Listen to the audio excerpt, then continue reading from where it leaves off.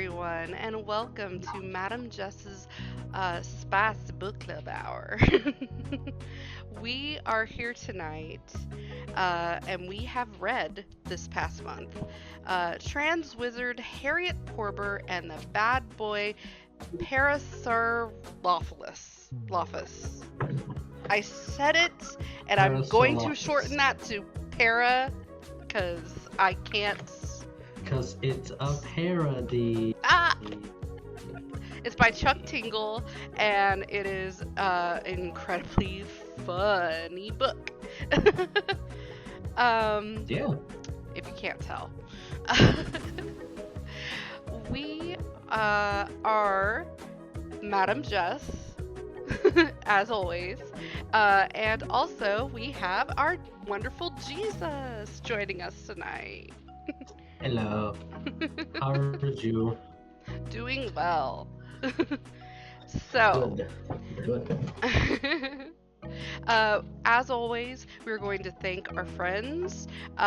They are listed down in the section below. If you're watching this on YouTube, they're in the description below. We have so many. We love our friends at Nimroot, who make beautiful dice trays and custom tables and just amazing products in general. We also love our friends at Nightmare Masquerade. Ha! Not Midnight. Yeah. They are on Etsy, so go check them and their products out. They're wonderful. We have friends at Blue Jay's Cauldron. We have friends at Excalibur. We have all the friends all over the place. So please go check out our friends. Right? Go check out our friends. Go love and support them. We appreciate them greatly. As always, your bi-weekly Jess here is giving you the message of please remember to be kind to yourself and to others, because it could make your day, it could make somebody else's day. You don't know what anybody's going through until you find out. So it's always a good idea.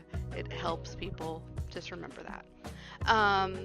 Yes. So now that we've gotten those out of the way, let us talk about this book. This book is so very interesting, and Jesus actually was the one who recommended it.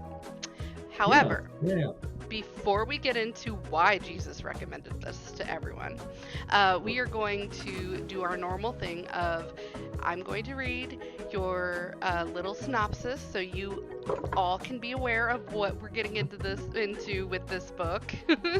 Although it kind of says it in the name. So I mean, yeah. It does. So, this book is Trans Wizard Harriet Porber and the Bad Boy Parasaurolophus. Dinosaur, yes. So, Trans Wizard Harriet Porber is a master spellsmith who found herself in a bit of a pickle. After finishing Wizard College, Harriet made a name for herself by creating a hit viral spell, but has since failed to craft a follow-up.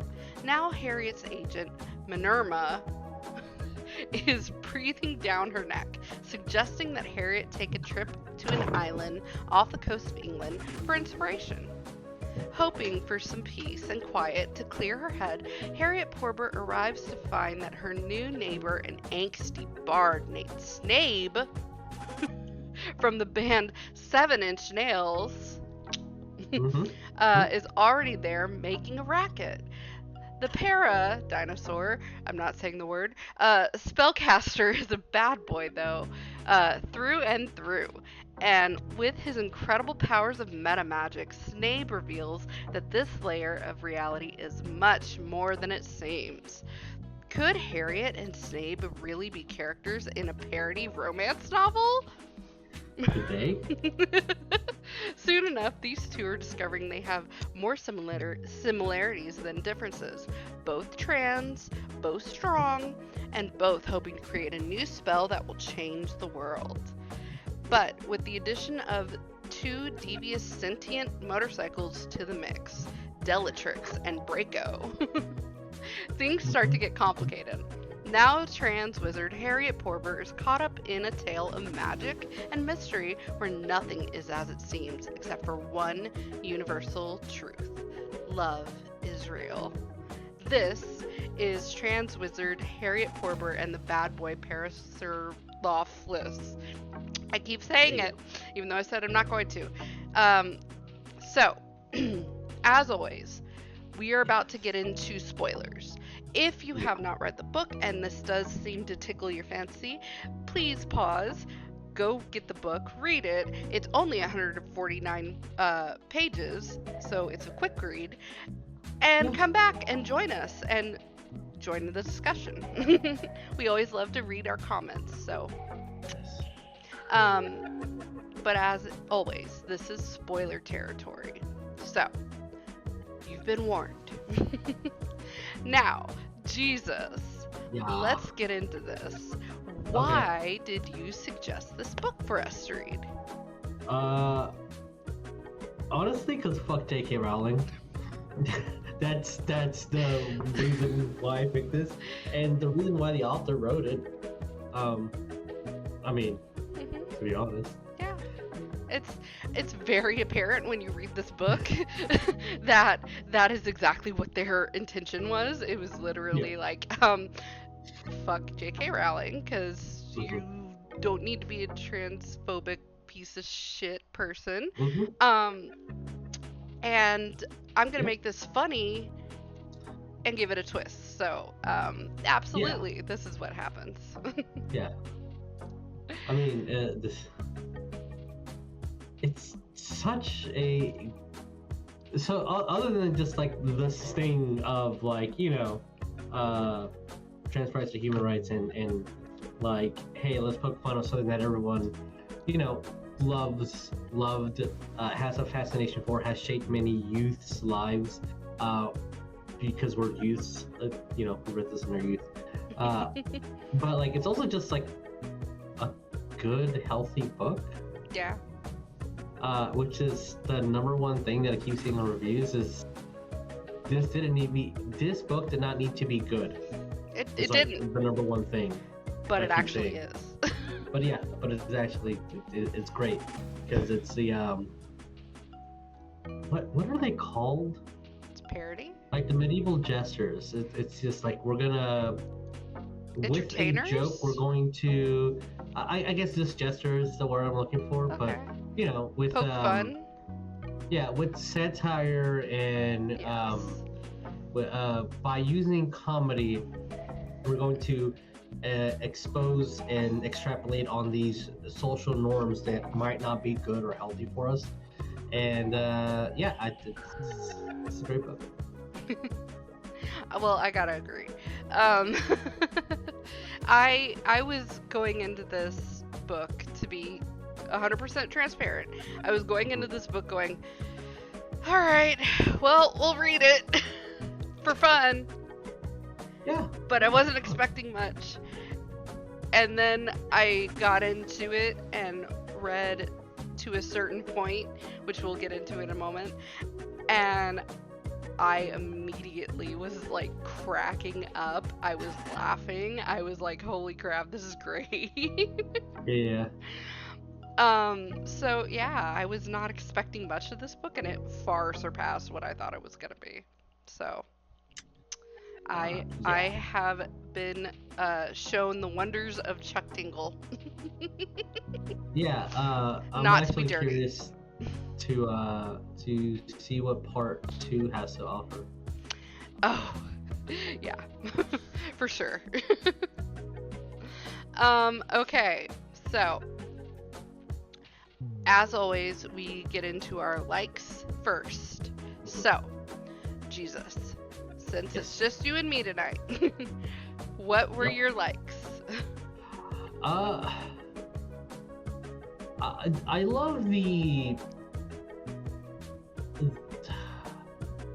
I'm trying to think of the correct word. I guess the absurdism of this book, That's a good way to because put it. it's uh, like I said, it's the gesture showing like, hey, look at this cruel person, look at this transphobia out there, where like the back of the book, the power of love is the whole premise of this book. Yeah. Can Harriet like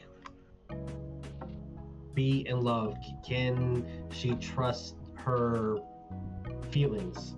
Uh, so like that's what I loved about it. Is just it's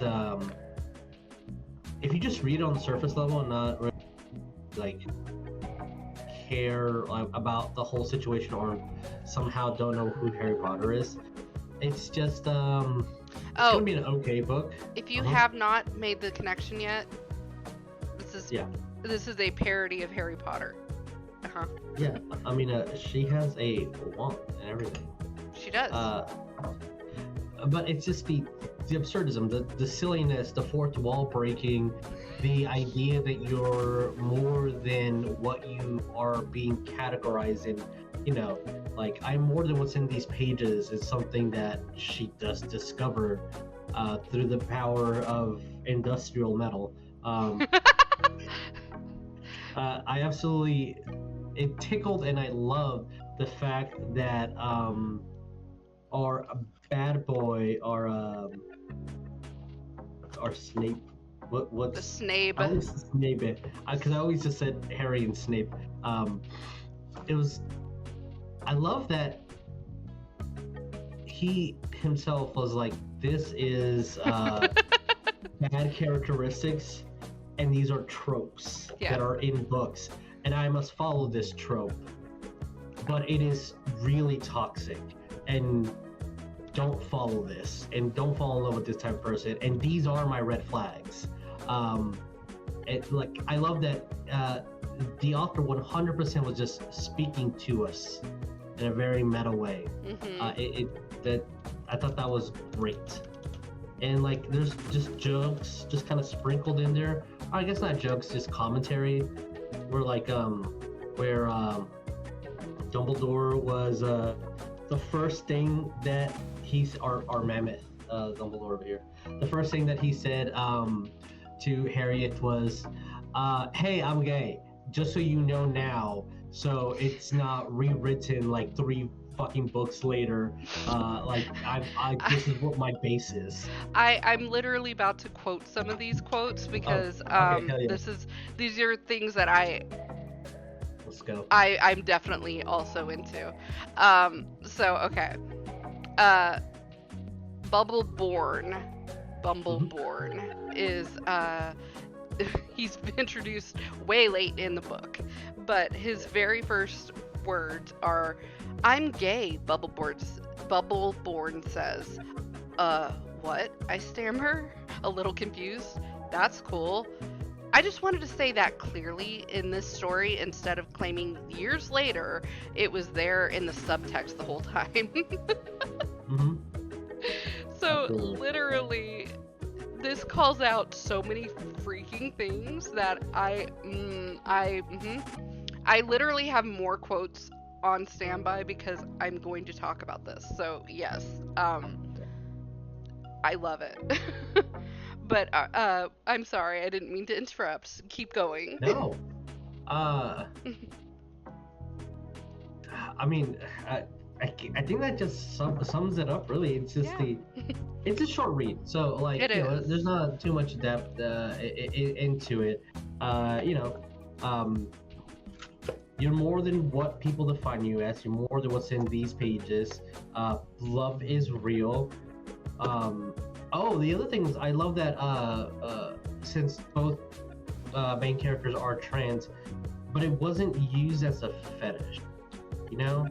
Like that's just a detail about them.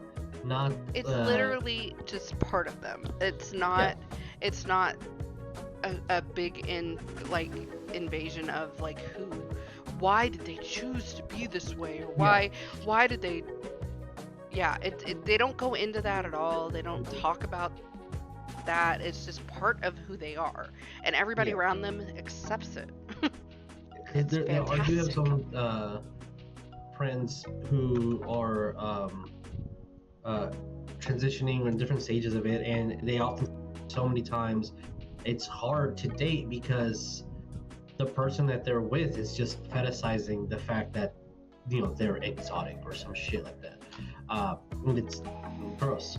Um, Yeah. but yeah, I think Harriet's manager was the one who told her Mhm.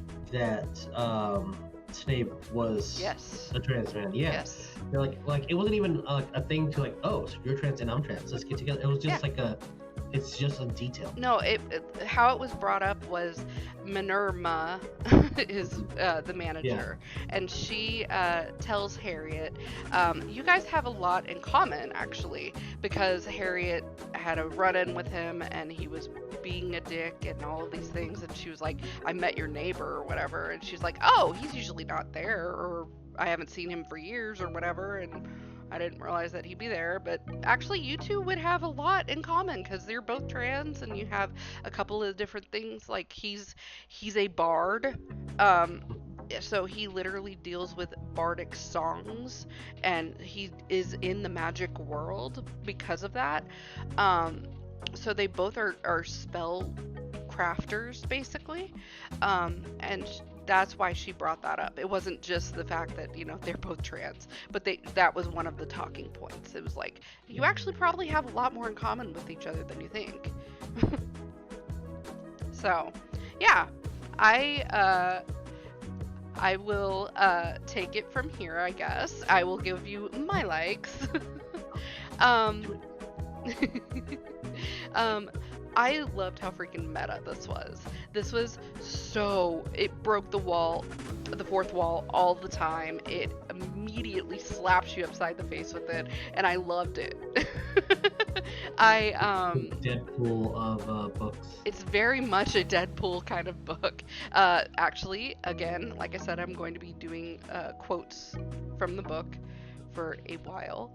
Um, One of the very first things that Snape tells Harriet when they meet is he's like, "I'm sorry," he suddenly blurts, noticing my appalled expression. "I'm just written this way." "What?" I question, confused. "It's a trope in romance," the dinosaur continues to explain. "The more of an asshole I am in this part of the book, the better the payoff is when you change me later on." And I was like, Yeah. as someone who reads tons of romance novels, I love that it just went wham to me. Like, this is a critique that I have about romance novels. Like, It's why are you such dating a someone who's a freaking red flag? trope. It's such Yeah. oh my god, it's such a trope that is what happens in most bad boy romance novels. So yeah, and Yeah. um the fact that it was very, very, very much like, again, meta, and every single character, Minerva is obviously McGonagall. Harry Porber is obviously Harry Potter. Um, there's two sentient motorcycles that immediately, when I read their names, I bust out laughing. It's Bellatrix and Braco, and Yeah. I freaking Because of a brake. The yeah, brakes but of the motorcycle. I but love that. they're so good. I don't know if this was intentional or am I reading too much into it, but the idea that Snape was paired with the motorcycle because he's a bad boy, and all bad boys have a motorcycle. So I picked up on that, and I was like, Okay. I'm pretty sure that's what they're trying to do, because Yeah. also you have to, how do you spot a bad boy character? He acts like a dick, he has a motorcycle. Almost always those two things go hand in hand in Yeah. tropes for romance novels, especially, or romance books, movies, blah blah blah blah, whatever. Those things, and I immediately was like, oh, he has two motorcycles, and they're kind of sort of his girlfriends. Yeah. But not really. But yeah. Immediately loved it. It was so funny. There's Gobby, the waitress. Oh yes. The There's one restaurant they keep going back to. I know, but they called her. I didn't even pick up on it at first. I thought it said Gabby at first, and I just realized no. I reread it once, and I was like, oh, it says Gabby. Oh, that's hilarious. And the fact that they keep bringing up like, hey, this is.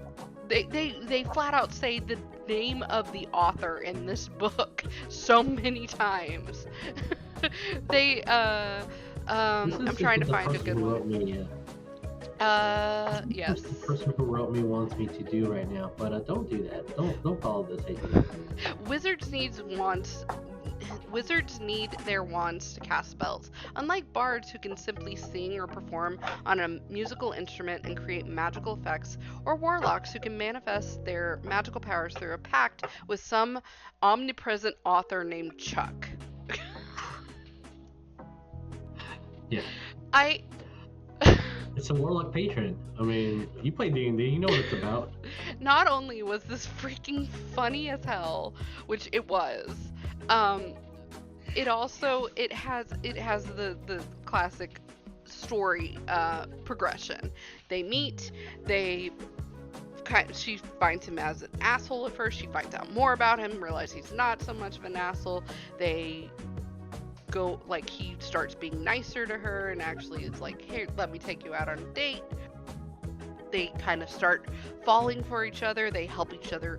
They inspire each other to create new magic and things. And then, like, it was like legitimately a healthy conversation. Mm-hmm. Like strengths and weaknesses and like how to improve, and like I think all their conversations were very healthy until, like, unless it wasn't, and then he would say, this is just what I'm, you know, this is how I'm being written to do this. Yeah. But then, of course, they have a problem that they both have to figure out how they want to solve it. They break up for a bit, and then they find each other again. So it very much follows the same kind of typical story you get with a romance. However, it's giving you this humor in between. It's a very quick read, so you're not getting like hung up on too many facts. You're getting spice. I am telling you right now. I think the longest spice was 5 pages of them fucking. Yeah, that's literally about the only spice that you get. But that's cool. I appreciated it. They did include it. They wanted to show like they're kind of drawn to each other, and I was like, okay, all right, we got it. And it still was like refreshing enough that I was like, this was really good. I kind of want to read more from this author, which is what a freaking story is supposed to do. A good author is supposed to make you come back for more. So, this author did that right. Yes. Hull. Definitely accomplished their goal, you know? They definitely did.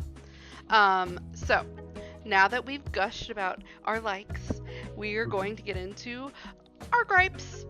Things we didn't necessarily like, or we would have wished were different or changed or something. But, you know, we're not the ones who wrote the book, so we can't really say too much. So take these with a grain of salt. Jesus. Yeah. I don't know. I'm trying to think of a negative thing. So when I was first read it, right, I was like, well, this is, I don't want to say a joke book, like it's not labeled as comedy. Yeah. So I'm like, oh, if this is just like a silly little book here, then, like, you know, I wish it was more, because it's like 150 pages, something like that, so, you know, so it's thin. Like, did they just write it as like a FU? Is that the whole message? But I also learned that Chuck Tingle wrote it in 3 days, so I'm like, that's a lot for 3 days. For like, 3 days? That's pretty good, honestly. Yeah, I'm like, so, and I always go back to, did the intention of the artist come through, and I think it did. And I think all my negativities are intentional. Like Okay. it is short for a reason. The in your face satire is there for a reason, and for those I can't like. I just all I can say is just it's a little short and it's predictable, but that was the reason. Like that was the intention, Mhm. as it was telling you this is literally what's gonna come up next. So I don't know. I don't have like a legitimate complaint or negative about it. That's fair. That's absolutely Feels fair. like a cop out answer. No, Like it's now that I'm not. saying it out loud, but It's not. No, honestly, this is what we're here for because we want to give both good and bad. But if you Mhm. honestly didn't find too much bad, then that's okay too. Yeah. um, so I will say for me personally, I really enjoyed this book. I thought it was pretty well paced. I didn't think that it was really lagging or falling behind in anything. The characters were funny. They were a little one dimensional. That's one thing I will say. Because Braco and Bellatrix, they were just bitches to begin with, and they never really changed. And Bellatrix was extremely manipulative. Like, extremely manipulative. And that's, Yeah. we did not like that. But, um,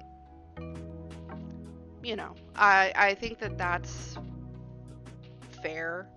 We couldn't really, we could have gotten longer of a book and gotten a little bit more in depth into why they were being such bitches, but also, did we need to? Not really. So I get Yeah. that. I think that uh, the meta-ness was super appreciated. I think that honestly, some people will be driven off by that because it's a little too on the nose and being like, haha, fuck you to, Yeah. you know, the people. But for the most part,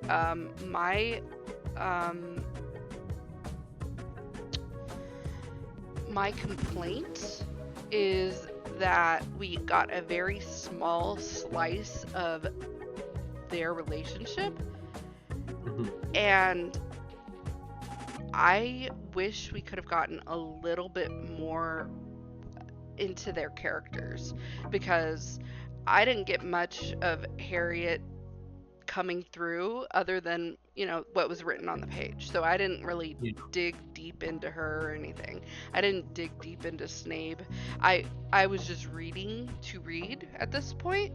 I didn't feel that emotional connection to them like when they were having their breakup or whatever you want to call it. Yeah. I felt like this is the point before the climax. Like this is supposed to happen. Whereas with other kind of romance novels, with other emotionally charged books, I'm a lot more invested and I'm a lot more like heartbroken or taken back and being like, oh crap, this doesn't feel right. Yeah. Again, I feel like because of how short it was, there wasn't a lot to delve deep into, but for me to have made that connection or have wanted to make that connection, I would have really appreciated just a little bit more with that. Yeah. I get that. I know that there's the like the idea of, for example, like I think Thor 3 Ragnarok is one of Yeah. my favorite movies of all time. It's hilarious. It is very But good. it doesn't have the emotional intelligence that something like Sinners would have.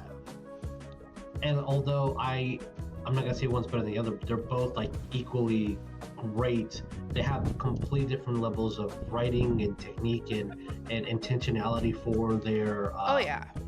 audience, and that's how I feel about this book as well. Yes. That's how I was like, it is short for a reason.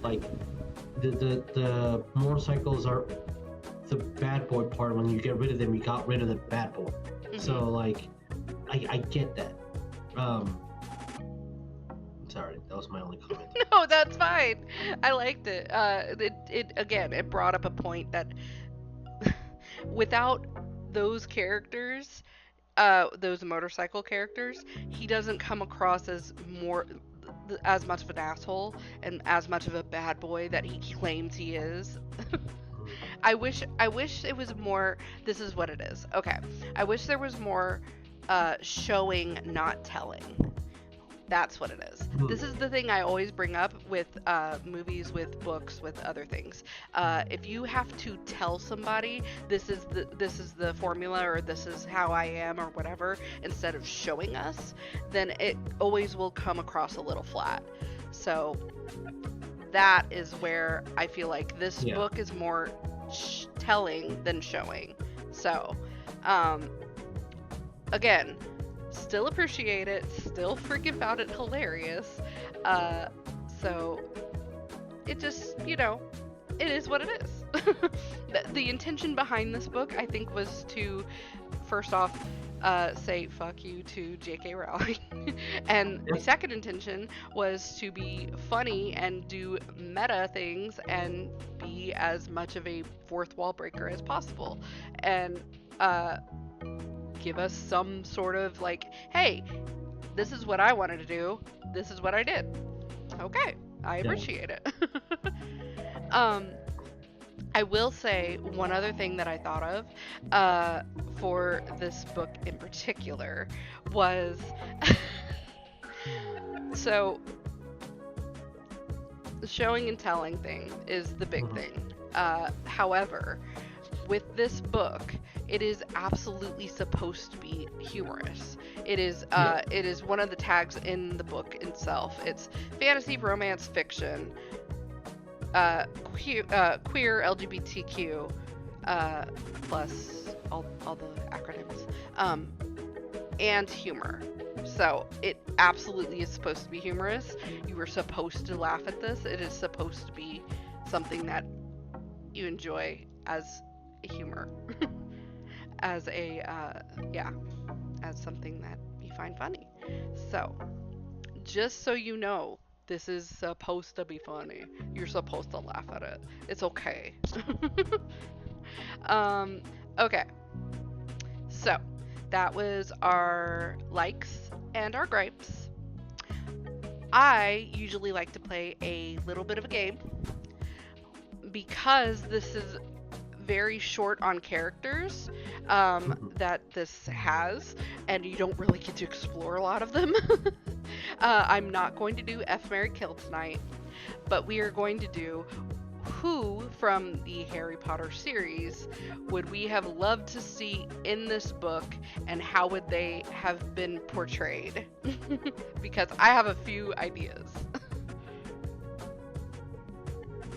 Uh-oh, I think Jesus froze. So, okay, there he is. Hi. Did you hear me? Yeah, sorry. No, you were frozen for a second. Okay. What happened? Okay, so instead of doing F, Marry, Kill, we are going to do who we would want to have seen in this world from the Harry Potter series, and possibly what they would have been, or what they would have looked like, or how they would have been portrayed in this book. Because I have a couple of good ones, I think. Okay, go first, because I need to think about that. Okay. So, I don't know what her name would have been, but either, like, Hermione. I would have loved to see her in this world, to see how she would have obviously been Harriet Porber's friend. I'm thinking that because Harriet Porber is a trans female, that maybe Hermione would have been like Herbert or something like that. Herb, yeah, Herb. And I absolutely think that she would have been like a sentient broom or something. I was thinking of book. Okay. I mean, yeah, there you go. That works.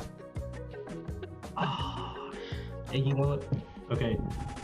The only one I can think of is Hermione and Ron. That's literally an angel and a devil. Ron would be telling Harriet like, "Oh no, he's obviously really a bad boy. He doesn't care about you. That's why he's not calling you back."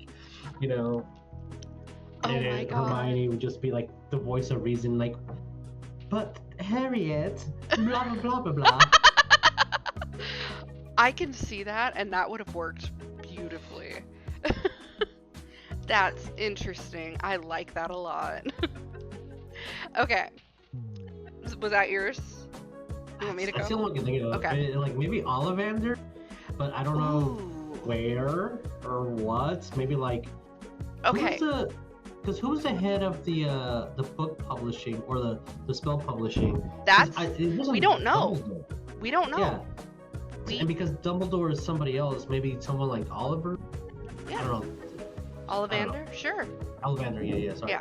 No, that would be interesting because we get tales of the execs and the wizarding people who are in charge of Harriet's contract, I guess.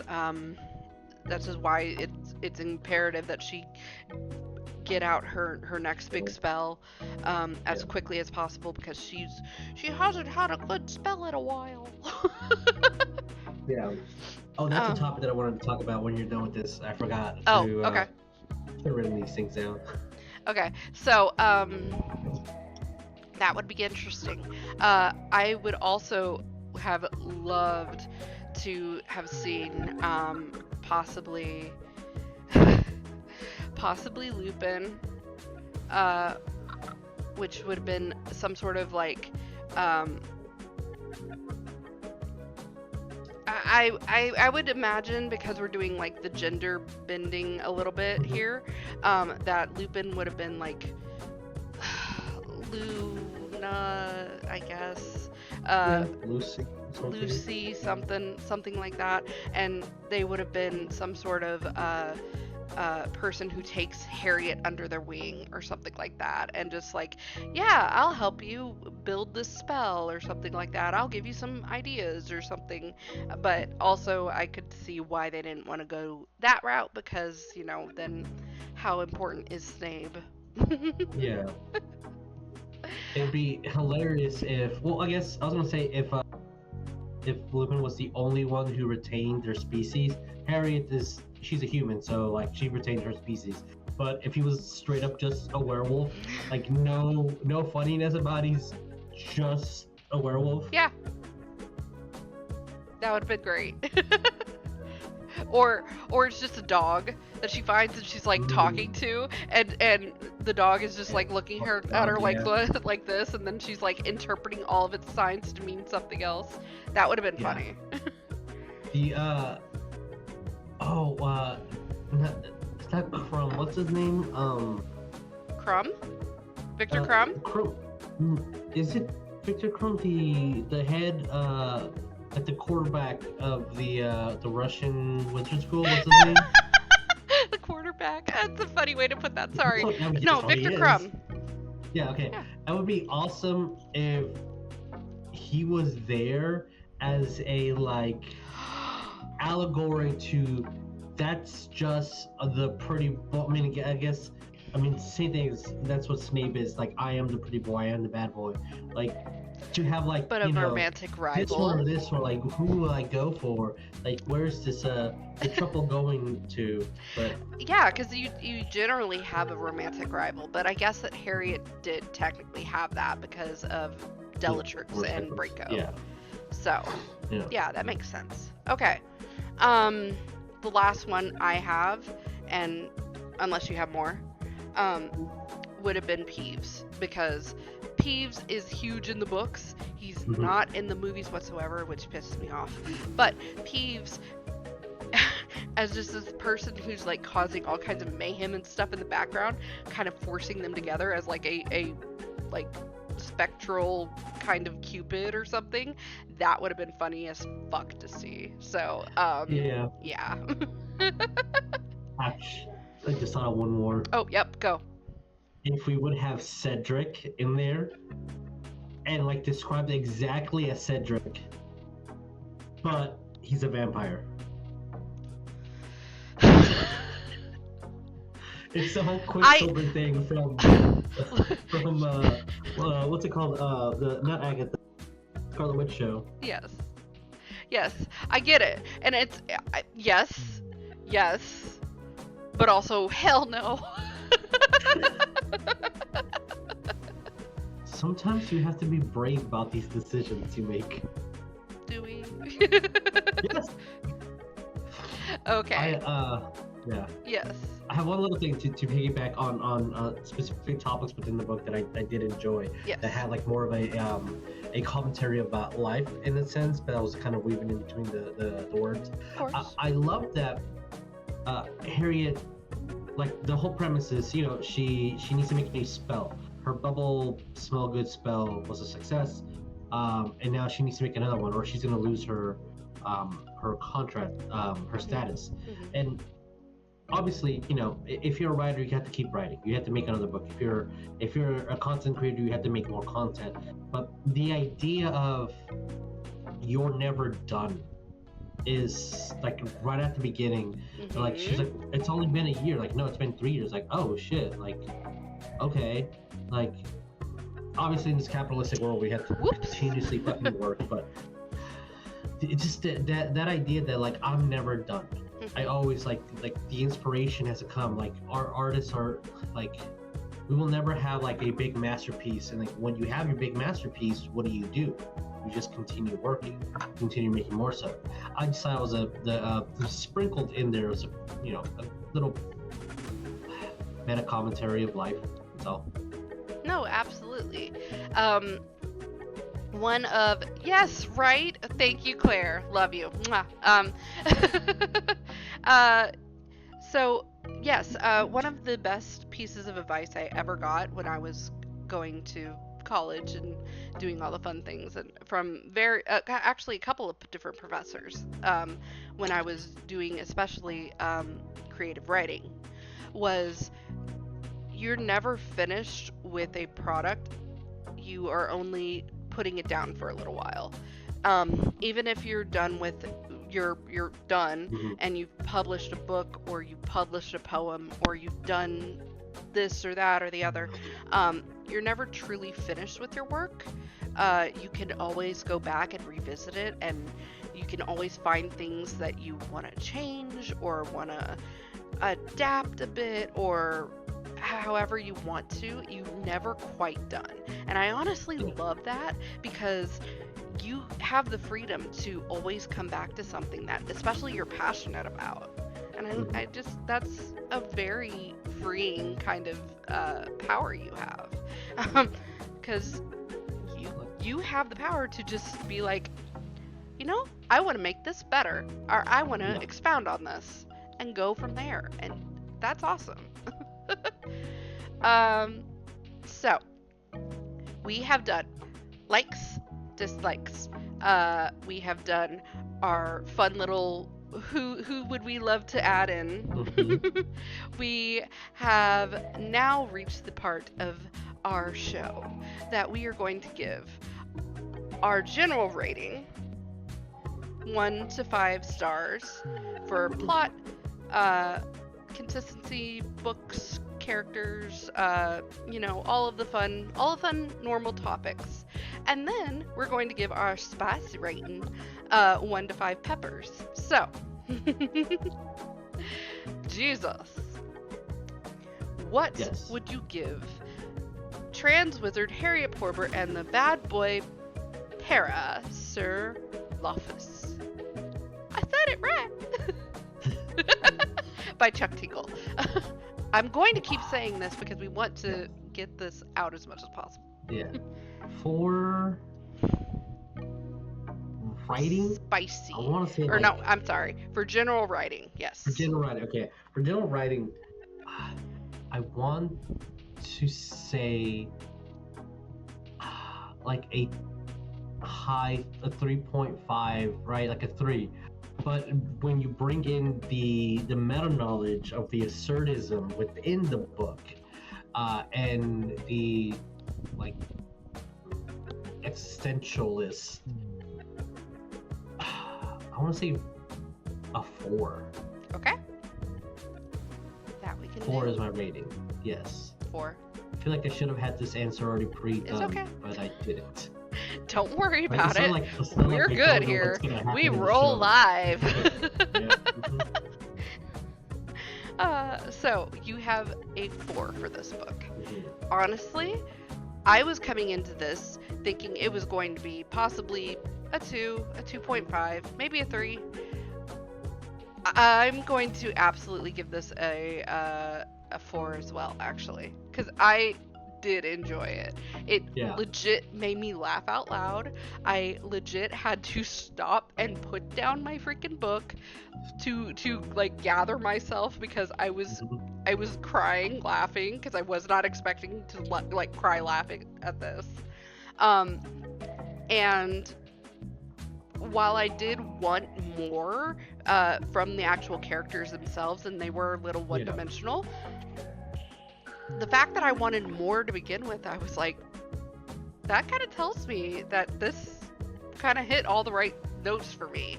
So, yes, 4 for me as well. Absolutely. Okay, let's clear out our board. And, Jesus, I'm going to come back to you and ask you the same question, but this time for spiciness rating. For spiciness. Spicy! I feel that in my there's the cardinal spicy, and then there's the slow burn. Yeah, definitely slow burn for sure. But like the there is the idea that spicy, in my head at least, doesn't have to always be physical. And the idea that there is like intimacy, it can take a lot of different forms. I thought that physically, we're gonna do probably like a 3 for spicy. Yeah. But their conversations and their intimacy growing together and generally trying to improve themselves, and our bad boy was trying to say you are more than what's literally in the pages you're currently reading right now. These are red flags you should try to avoid. I'm only doing this because it's literally written in the page by my Patreon Chuck. Like, yeah. He flat out says in one of the quotes, I'm so sorry, but he flat out says in one of the quotes, like, I would make a terrible boyfriend or professor. Because it was obviously Snape. Yeah. But it's Snape with a B. And for the emotional and all the green flags, I want to say a 4. Okay. So we are going to give you a 4. 4 little spices. 4 little spices. We got our spice reading. All right. For me, for what I view spiciness as, because I read. This is what I read. This is why I host the show. My catalog. I will say it had some slow burn. It had some build up to spice. It had a very spicy scene. I think there was only one. I think there was 1.5 technically. Yeah, it's because they were in the woods, which honestly, in the woods, public. And then the doctor at the end, where like they didn't even close the door. Yeah. They oh. poof, and then the book ended. Yeah. It was nice. But yes. So it was technically like 1.5 scenes. So I really did enjoy this. I really did enjoy the book. The spice, a little bit waiting for me, but still, like, I would say more middle of the road kind of spice. I've read books with less. I've read things with more vanilla things. We'll just say that. And this did have some things in it that I was like, okay. So for this reason, I'm giving it a solid 3. It is kind of middle of the road. Again, with how short it was, it kind of is exactly where I expect it to be. I would have really have been shocked if it was boom, boom, boom, boom, boom, because then it would have made the spice rating go up, but it was good where it was at. It was what was needed for this book. So this was good. This is not a bad thing. Very good. So. Yeah, it goes back to that intentionality. Mm-hmm. Yes. And again, I appreciated how they took the time to. It wasn't like an immediate like, oh, I saw you and we just had to get to it or whatever. It was like, no, they're actually building something there. That's why the rating actually kind of went up a little bit for me, because it had more of slow burn elements to it. That's why, you know me, if you've watched this show at all, I love my slow burns. They're fantastic. Yeah. So you gotta have that foreplay in there. Yeah. If you don't have foreplay, what are you even doing? Are you even doing anything right? Yeah, there's movies and then just like, and we just stick it in like, no, just like that, just like that. Okay. You are gonna get hit, and if that's your kink, that's fine. But yep. No, do more. Yeah. Okay. So this has been our review for Trans Wizard Harriet Porber and the Bad Boy Parasaurolophus. I said it right. I'm so happy. By Chuck Tingle. He has a lot more books out there. He does go into like science fiction and things as well. More there in is that. Such a thing as a Tingleverse. There's an entire universe of Chuck Tingle.